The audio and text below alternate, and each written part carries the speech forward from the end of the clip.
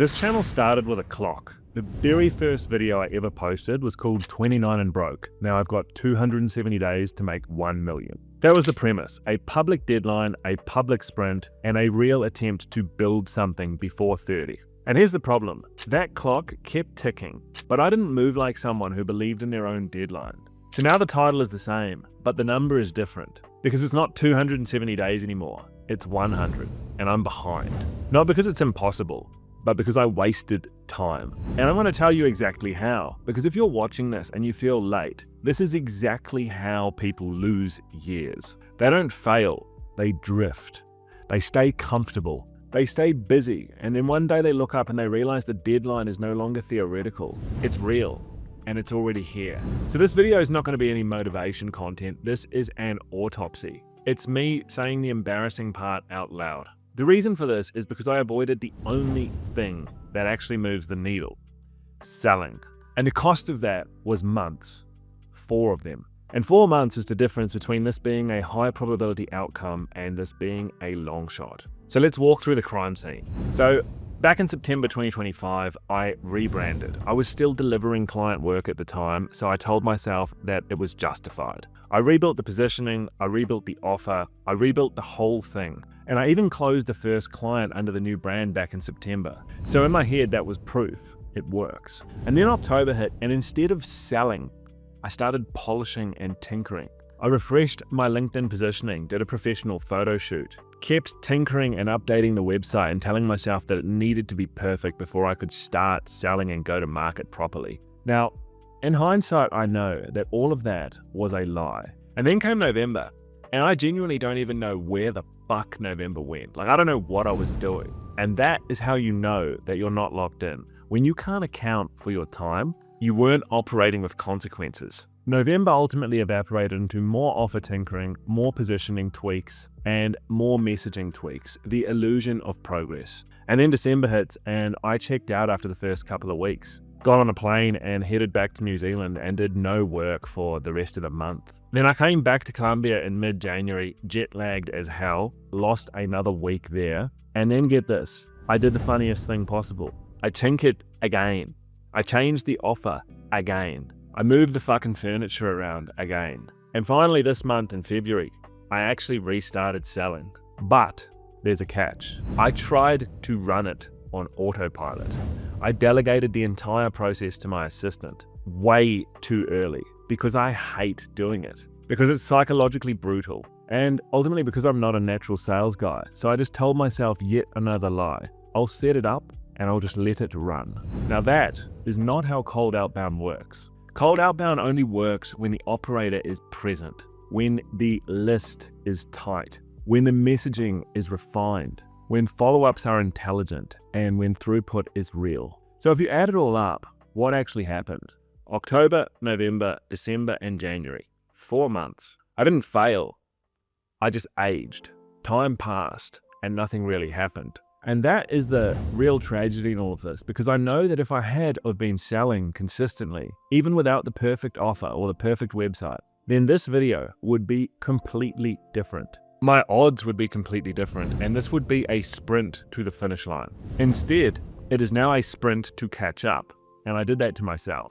The good news is that I have stopped bullshitting myself, and I am fully locked in from this point onwards. So anyway, back to the goal. We need to define what $1 million even means, because I'm not talking about $1 million cash in my bank account. That was never the goal, at least not yet. The goal was to build an asset, a small business with recurring revenue and delegation, something that could be reasonably worth $1 million on paper. Because most people don't become millionaires in cash first. They become millionaires on paper first, through equity assets or a business, and then the cash comes later. So what does $1 million business actually mean in this context? Well, in simple terms, it means recurring revenue, delegation, and survivability. It means a firm that is not just me doing the work, but a machine. And the napkin version of that machine is relatively simple. I'm aiming for roughly $30,000 per month recurring revenue. Stable, boring, recurring retainer revenue spread across a small portfolio of clients with good margins and a delivery system with multiple staff where I am not the one doing production every single day.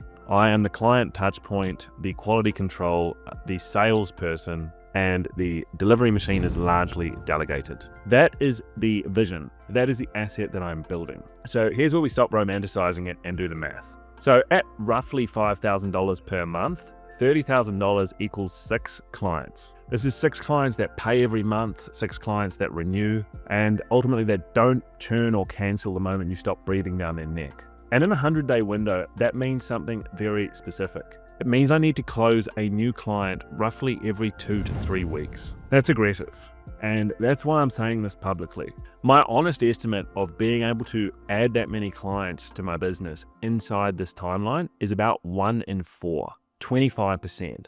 That's not me being dramatic, that's me being honest. And let's get real. The only way that this happens is if I do an unholy amount of outbound over the next 100 days. Intercept enough latent demand and close enough deals fast enough that this revenue stacks before the deadline hits. So why even do it if the odds are only 1 in 4? Well, the whole point of this is ultimately the step change. It's forcing myself to become the kind of person who can do it, who can go out into the market and hunt and create revenue reliably out of nowhere. And here's the thing, even if I get halfway to this goal, it's a total game changer. Halfway is serious momentum. It's proof, and it means that the goal becomes a delay rather than a dream. If I build half the asset within 100 days, then the full asset is inevitable. It's just a matter of time. And I would say it will probably just take several months longer. And if the difference between being a millionaire on my 30th birthday and me being a millionaire at 30 and a half years old is me getting my shit together and executing this properly,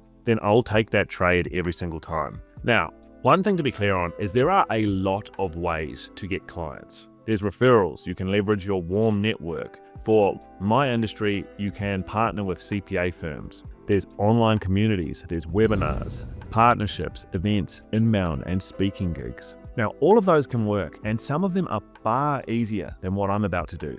But here's the constraint. I'm currently in Colombia. I'm short on time, and I'm not waiting for a perfect opportunity or a channel to appear. I'm choosing the most controllable channel and also the most brutal. Cold outbound sales on LinkedIn Sales Navigator. And this is honestly psychologically disgusting. It's going to amount to thousands of messages, rejection, being ignored, follow-ups that feel awkward, feeling like a pest, and ultimately sending out hundreds of messages knowing that most people are never going to reply. But here's the thing, it works. And it works because volume intercepts latent demand in the market. If you hit enough qualified people, eventually you hit someone who knows that they already have a problem. They just haven't met the right offer yet. And so you're not out there trying to create demand, you collide with it. And if you do that consistently, deals happen. So what's the plan? Well, the plan's not complicated, but it is unpleasant. The first rule is that sales throughput is now my full-time job. I am not delegating the core action. My assistant can support me with list building and coordination, but I own the outbound every single day. If I don't do it, it doesn't happen. The second rule is that the list quality stays tight. I'm not going to spray the internet and message randoms. I'm hunting business owners with real triggers. Real pressure and real pain, signals, people who already feel the consequences of finance being chaotic in their business. And the third rule is that volume is non-negotiable. This does not happen with a few messages here and there. This happens with hundreds of quality touches every single week and thousands of prospects over the full sprint. And yes, that is going to be horrible, which is exactly why most people never do it. Rule number 4 is that I'm going to refine the messaging under live fire, not in a Google Doc. Not in theory, but in reality. Every single week, the message gets tighter, the offer gets clearer, the targeting gets sharper, and the ask gets more decisive. And the final rule is that delivery is built under pressure, not in a cave. And this is where I burned months last year. Building delivery templates and tweaking systems, pretending that I needed perfection. Now, that was fake work. Real systems are forged in practice, serving real clients. So as new clients start to come in, I'm going to be iterating and refining the machine as I go. And yes, that means hiring 2 people to carry the analyst work, build capacity, and stop delivery from choking sales. Because the most common way that service businesses die is simple. They go out and hunt, they win some work, and then they stop selling. And they focus on delivering the work. And then once they're finished delivering the work, all of their sales momentum has completely dried up. And panic returns. Now, I already learned this lesson last year, and I am not going to repeat the same mistake. Now, let's talk about the real cost involved in all of this. This is literally me waking up every single day and doing the exact thing that I've been avoiding for months and that I want to continue to avoid because it makes me uncomfortable. It's eating rejection at scale, hundreds of ignored messages, being told no, being tempted to retreat into comfort tasks that feel productive. It's client onboarding work stacking on top of the daily sales grind. It's building a machine while running.